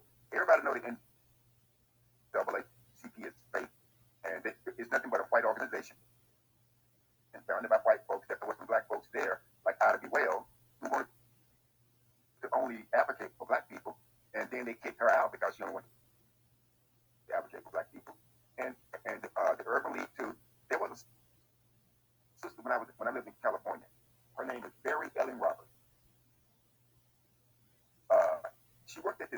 Union Bank, and Texaco lured her to come over and work for them. And when she got there, she saw how racist Texaco was. And so she went to the NAACP, she went to the Urban League, and I think she went to Jesse. I'm not sure how far Al thing had gotten at the time. But anyway, they told her that they couldn't take her case in her legal brief. She had the word black because it's what they were doing to black people.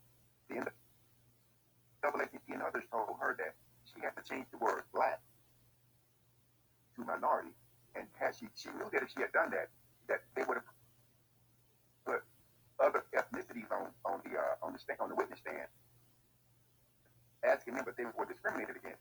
They'd have said no. We'll go around the corner, get your check, and get your promotion. And when she won her case, okay, she was on a radio station in Los Angeles, and I managed to get through, and I called in and I asked her if any other civil rights organization assisted her in her victory. And that's when she said no, and she expressed what I just said about changing the word black to minority. These organizations are not there to assist us. The NAACP and Urban League, they are there to impede the progress and procreation of black people. That's it. They're not fit to. I'll just leave it at that. They're not fit for anything. And if we look at how the NAACP treated Dr. King, they hated Dr. King. Now they'll tell you.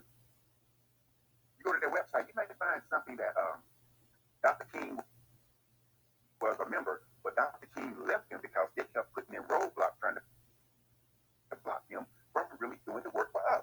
Because at the end of the day, the NAACP, a white organization with a black worker bee, sitting up there, trying to convince us that it is in our best interest to roll with them.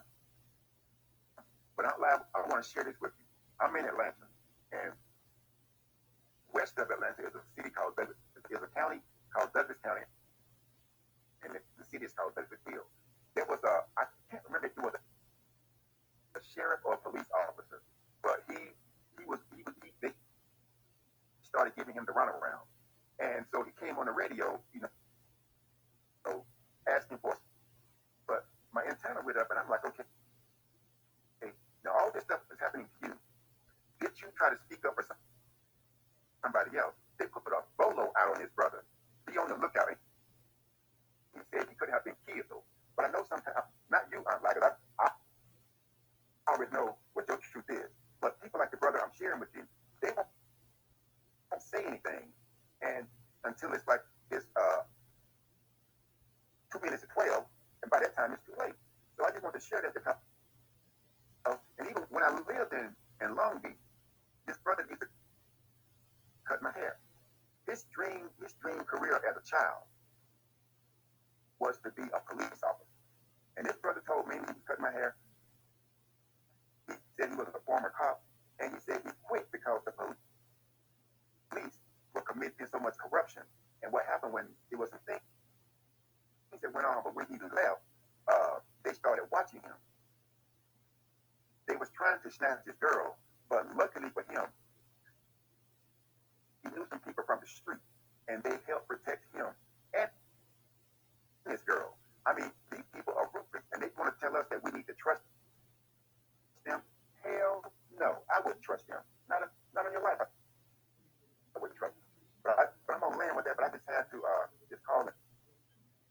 And I need to make sure I have the correct website or the correct information on how can I get your book, and I'll land with that. Appreciate that. And Lai, you get a chance, go ahead and put a link to the actual where they can purchase a book at an actual Jumbotron, so everybody can get a chance to go ahead and purchase that book. Please go ahead and purchase that book. Also support Newstoter on Cash App, $Newstoter. That's $Newstoter, the largest curator today of Black news in America. We got anybody that hasn't had a chance to speak yet that would like to speak? I know you got your hand back up. I did want to actually share another little instance of the actual corruption that we have going on in the country today.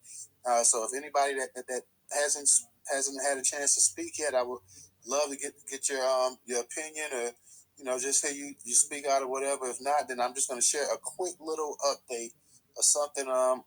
Another case of corruption, another case of black people being crapped on by the system and whatnot. So this, like we say, this is an everyday occurrence. I don't know, maybe a day may pass by that I don't have something on Newstoter with something dealing with a black person, just being treated like crap by the system. But once again, this was another article published by Atlanta Black Star, curating the Newstoter.com platform. Is titled, "It Took So Long." 53-year-old New Orleans man freed from prison after 36 years using the same evidence that could have cleared him at trial. The man's name is Sullivan Walter, 53. I'm just going to give you just a shorthand part of it.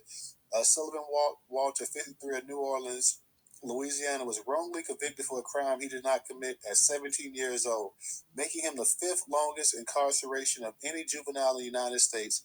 He was recently released from prison after 36 years behind bars, the fifth longest wrongful incarceration of any juvenile in the United States, thanks to key evidence his lawyers say was in plain sight from the start. "I'm overwhelmed with joy, but it's also bittersweet feeling because it took so long," said Walter, who has since been exonerated. Walter has spent all of his adult life incarcerated. His release from Elaine Hunt Correctional Center just south of Baton Rouge, Louisiana on August 25th, 2022 happened because the Innocent Project New Orleans gave his case a much needed second look. "My innocence was clear. I was an innocent man. I had been falsely imprisoned." Walter said on May 9th, 1986, a woman was raped after a man broke into her New Orleans home and threatened to harm her and her 8-year-old son with a knife, and she did not have sex with him. After the incident, the woman reported the rape to the police court.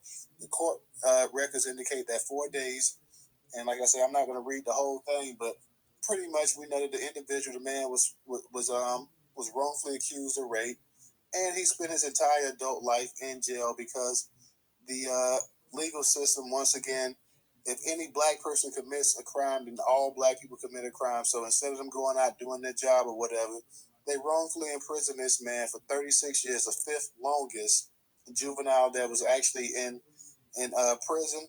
So he had to actually grow up in prison. So you can imagine what a young man, a young boy had to see and had to endure while he was up in prison, falsely accused. And it took all this time for him to finally get out. Almost 40 years this man was in prison.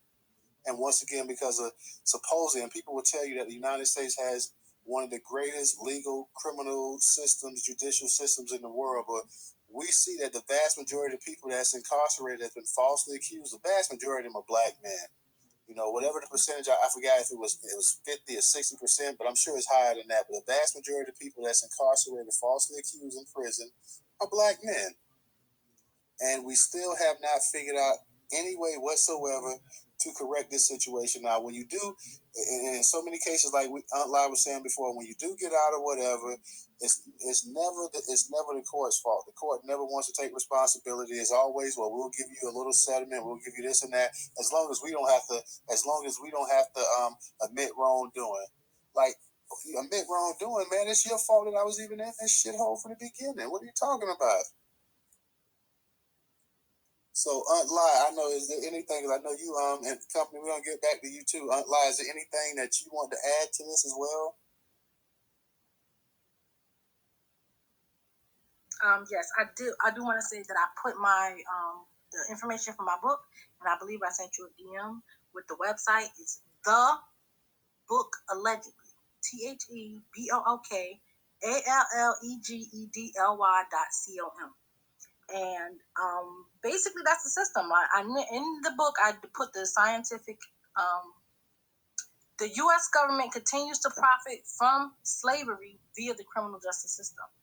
That is why people who are innocent are incarcerated for crimes, because the government is still profiting. You look at other profit, I believe it was Finland, some other country where the prisoners come in and go out. If it was a really rehabilitative model, then we will have those things. It's more of a, if you're black, you're guilty, and this is how we're going to continue. It's going to be a continuation of slavery.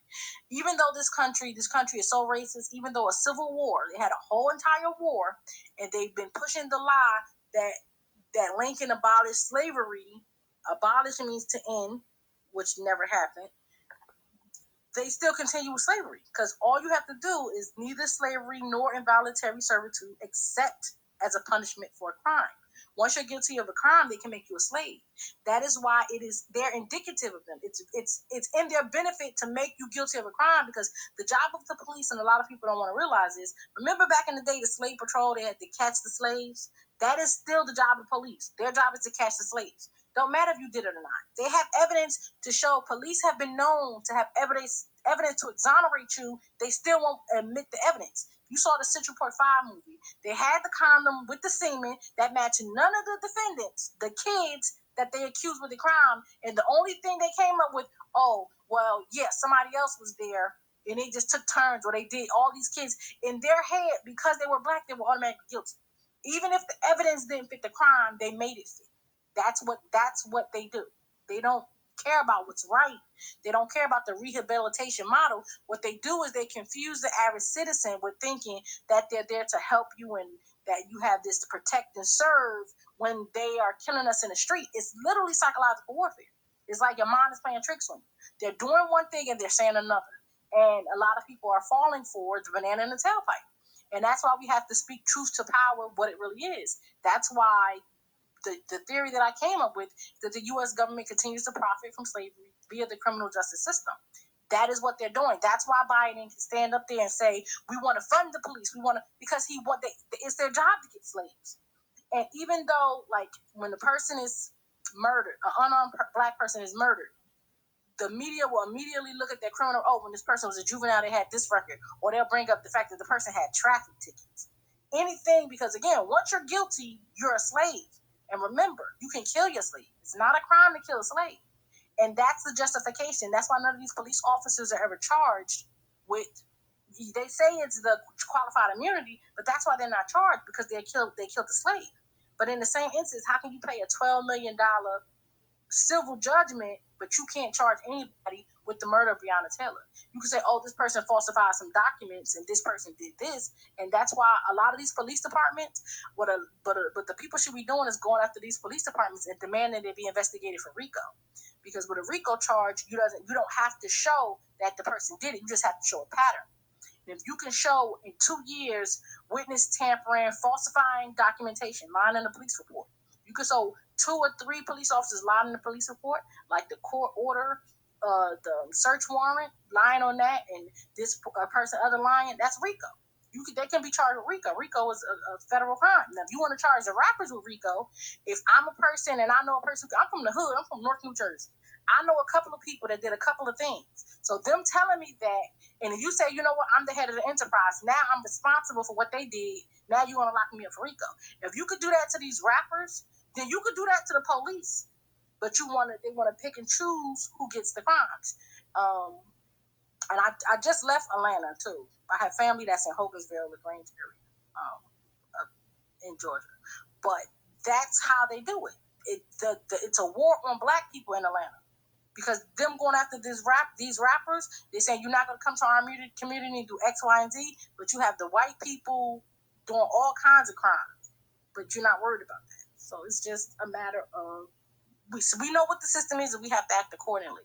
That's why, like, the lawsuit, that was the 3 black women, the importance of them filing that lawsuit, but it's no media attention. You wouldn't even know the state of New Jersey got this going on.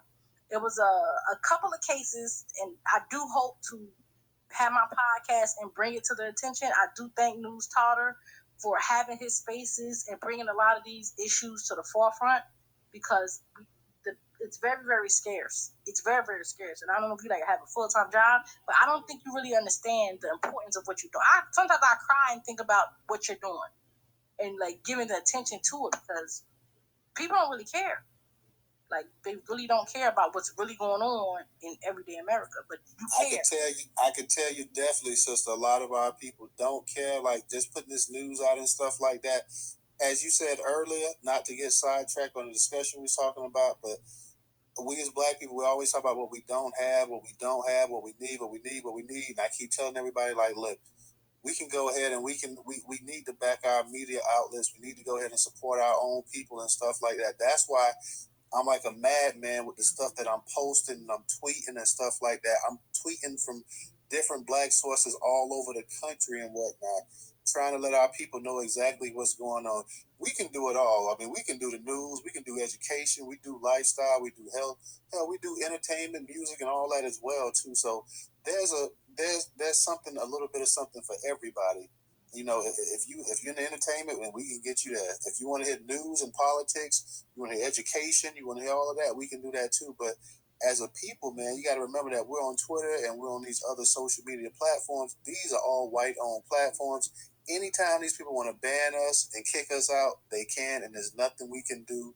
We try to tell everybody that, hey, we need to be united, we need to stand together, but as you yourself know, it's hard to get our people to go ahead. So sometimes these spaces, we have big spaces, and sometimes we have smaller spaces and whatnot. So I don't mind the smaller spaces because we get the content out there that's important that people need to hear about.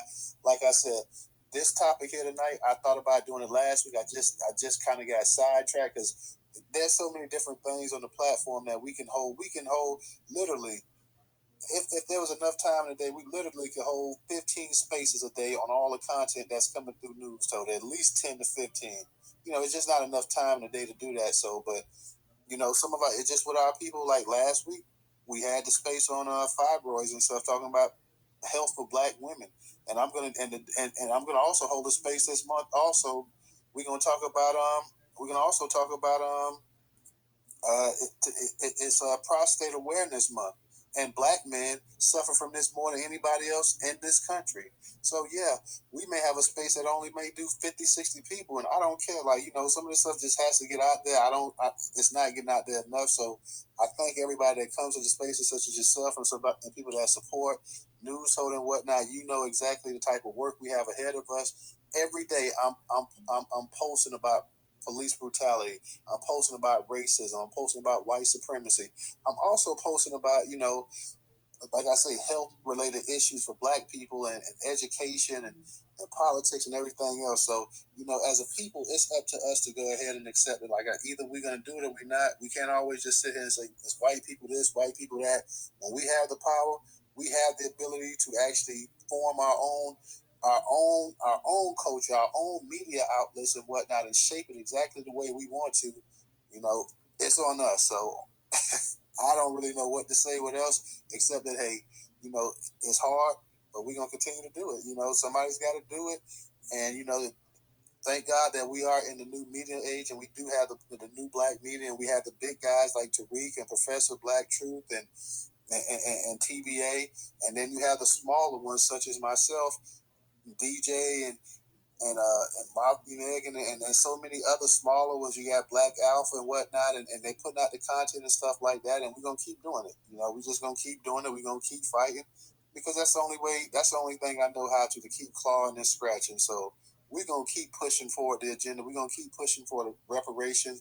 I'm gonna keep pushing for group economics, Black empowerment, everything that we can, and we're gonna keep supporting people like yourself, Aunt Lie, the little man, the little woman in this fight for whatever, for justice and whatnot. We try to get our people on there. We try to get them to come and tell their stories. Those that want to speak it, hey, go ahead. You know, we're gonna give you a space. We're gonna give you an opportunity, just like the mainstream and the mega white corporations do for their people. So that's our. Everybody has a role to play. You got your activists. You got your this and your that, and we're just the media. We're the curation specialists. We do our thing. We're gonna curate the news. We're gonna push it as much as we can, and hopefully our people can take it and run with it. So, you know, that's all we can do, and that's all we can ask for y'all to just continue to support us. Like the sister said earlier, Judge Sarah that was in here, a like is fine, but we need y'all to retweet. We need you to go ahead and retweet that information as much as you can. Retweet, retweet, retweet. That pushes it forward. Retweet it, like it, leave comments. That's great, and that's fine as well too. And we want that as well. But retweet, and not only retweet, but actually go to the site and read some of the articles.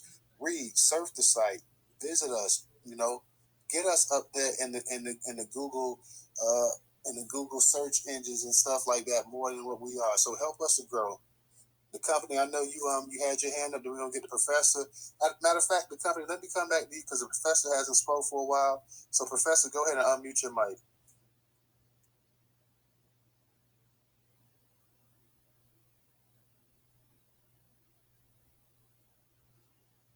Yeah, thank you, Newstoter. And once again, man, thank you for letting me have the floor. And I want to say, I hope everybody's taking in everything that Aunt Lai is saying. And I want to order that book myself. I definitely want to get it because I need to read everything that's in there. I think it's very important, some stuff that we need to all understand and learn how the system operates, and we need to just stay alert, people. I think a lot of our people are kind of walking around dead, and that's one of the things that concerns me about our people is that we just walking around here like none of this stuff is really going on. And I want to take you guys back to something that was said, I think, back in 2006 by the FBI. And they do this a long time ago, but they said in 2006 that these white supremacists are all involved in law enforcement. They have infiltrated law enforcement. So this is something that we as Black Americans need to be concerned about. There's been recent stories of Black people hanging from trees, and they don't know what has happened.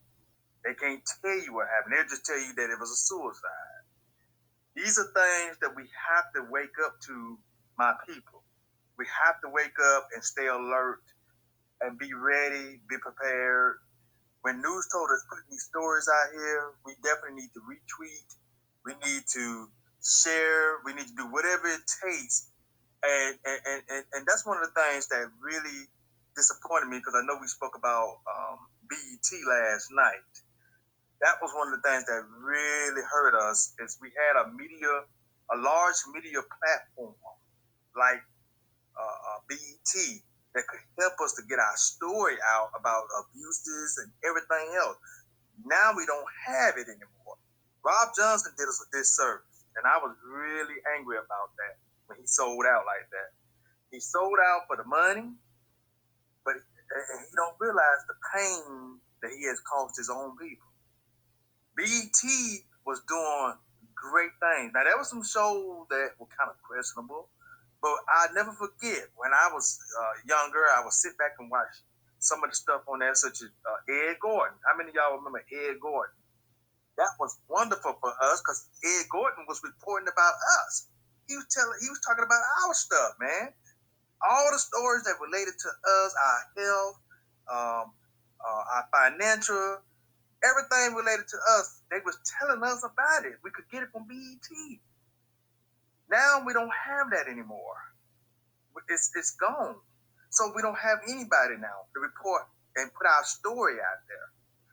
And so I really hate that, man. Robert Johnson, man, he really should be sitting down somewhere saying, damn, why did I sell out like this? Why did I sell out like this? Because I think I have hurt my people. I know I have hurt my people.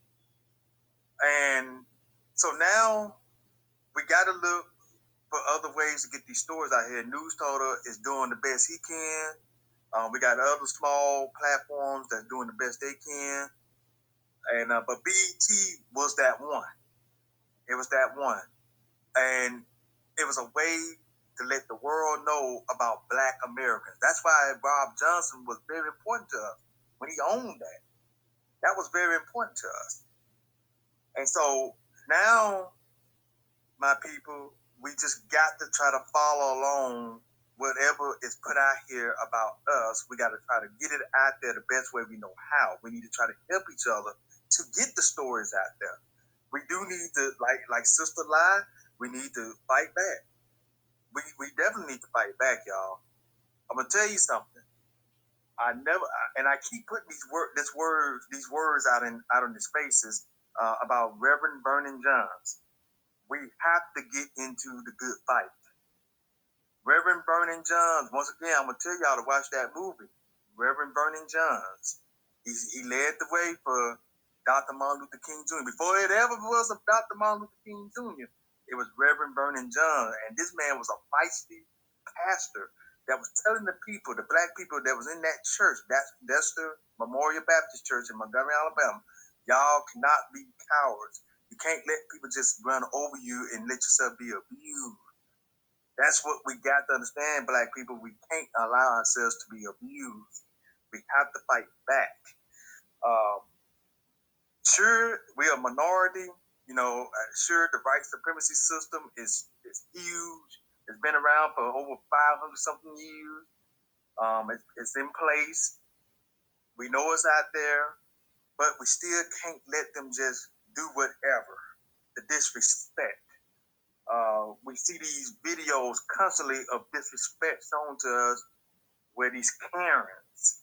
Like all these videos just make me think, man, we just got to fight back. Sure, it's gonna probably be some things that you could end up losing. This is something that we have always known as Black Americans, that you could lose something here if you fight back. You could lose your job, you could lose your life, you could lose your car, you could lose something, but it's something that we have to do because we're fighting for the generations that's coming after us. Remember that. Remember, y'all, I'm going to point something out to you because I read this book called The Turner Diaries. White supremacy book, by the way. But I read it a long time ago. If you ever read that book, the white supremacists always put emphasis on the generations that's coming after them. They trying to secure the future of white children, is what they say. But what are we doing as Black people? Are we trying to secure the future for our generations to come? Are we doing that? They're doing that. They're willing to put their lives on the line. That's what it says in that book. I want y'all to go read that book, The Turner Diaries. This is where you know what your enemies are thinking. That's why I read that book, by the way. Because I want to know what these white supremacists are always thinking. What is the motivation behind all of this? So you read that book, you'll understand what these people are all about. Okay? And so we got to get the same mindset, man. Those folks got a mindset of, hey, man, I'm going to die for my cause. And so that's what we got to be. We got to have the same mindset. And I land my plane there. Appreciate you, brother. Definitely appreciate you. The company, go ahead and unmute your mic. There was another group that was talking about that we need to take control of, a state or two and stuff like that, so that, we can promote our own laws. We can change whatever it is that benefits us. Someone suggested moving back to the South and all this other stuff, but yeah. The only way you're going to hold these police officers and these bad people, not just police officers, a whole bunch of people, you kind of got to do like what Texas does. They'll send out bounty hunters to go out there and snatch you up and bring you back to Texas to be, put through their laws and stuff like that outside the U.S. Jurisdiction. That's the type of state that we need. If we allow these people to, deal with their own people and their own mess, nothing's going to get done. We have to hold these people accountable. We have to protect the borders because these people have no control of what's going on right now. Like they don't want to admit it. Like, they know that their currency is fiat, it's fake. It's people are just running over the borders. They don't care about, some white person on a horse with a whip and stuff like that. These people are coming into this country, assassinating people left and right. People are dying. And, I don't think that we should just sit around and just, act like these things aren't happening, and we gotta find a way through the law and vote for this and that. It's like, we're beyond that now. Like, we actually have to start taking action, responsibility for what happens from this point, because we're the only ones with the common sense and the numbers to do it and actually save this country. Absolutely, brother. Absolutely. DJ, you there? How's your reception?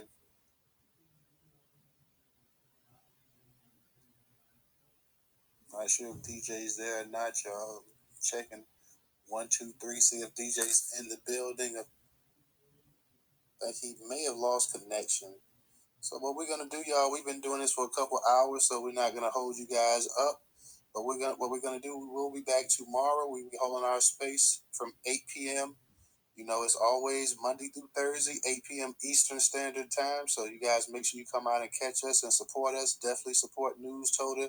Definitely support my girl Aunt La. Go out there and buy that book. Buy that book. Support this sister. Hopefully Aunt La can go ahead and get her a series on Netflix and whatnot, and she can really start to come up, put that message out there as much as possible. So definitely, you guys go ahead and definitely make sure you support Aunt La.